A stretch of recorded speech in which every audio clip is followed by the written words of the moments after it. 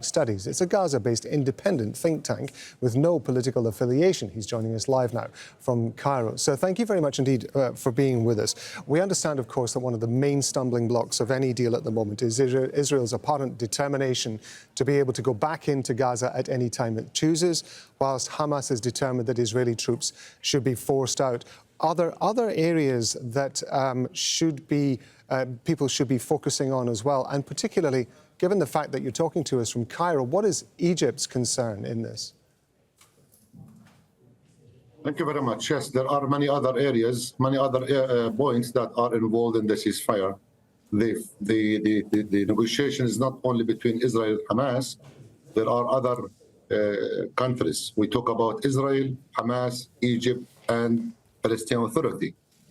Because this time they are talking not only about ceasefire or hostages, but also about Philadelphia corridor and Rafah crossing. And the Egyptian has a clear position on that. They don't want any presence of Israeli army in the Philadelphia corridor, in the border between Rafah and Egypt, and in Rafah crossing. Egypt insists to resume Rafah crossing. Israeli want to keep their military presence in the Philadelphia corridor. So it's not the problem between Hamas and Israel, it's also Egypt. Egypt this time is more persistent because in the previous round of ceasefire, the Rafah issue on the Philadelphia corridor was not on the table. This time is on the table.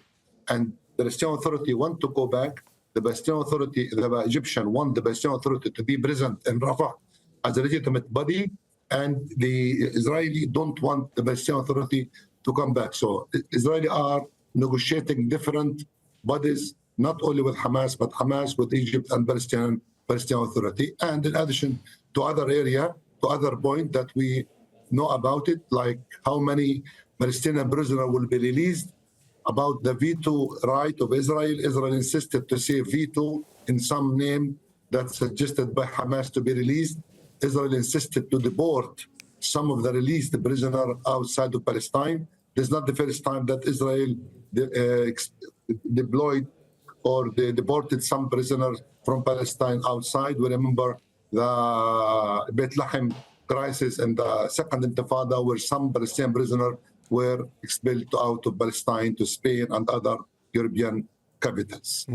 I understand from those of us who have been watching this, it seems that the main dynamic is between Israel and Hamas, although you've explained what the role, particularly in the concerns of Egypt are in this.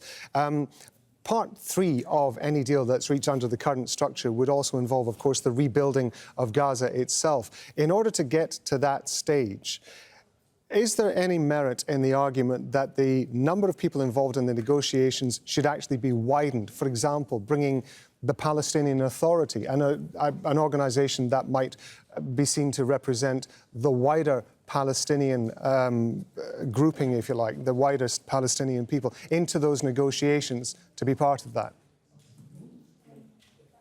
Exactly what you said. Thank you very much. There will be no reconstruction process in Gaza without a legitimate body that the international community recognize and ready to deal with. And we talk about a huge destruction that require at least $40 billion. $40 billion. This is a huge amount. No single country in the world, even the Arab countries, will not pay $1 without being sure that there is a legitimate body and there is a stability and there is a political process.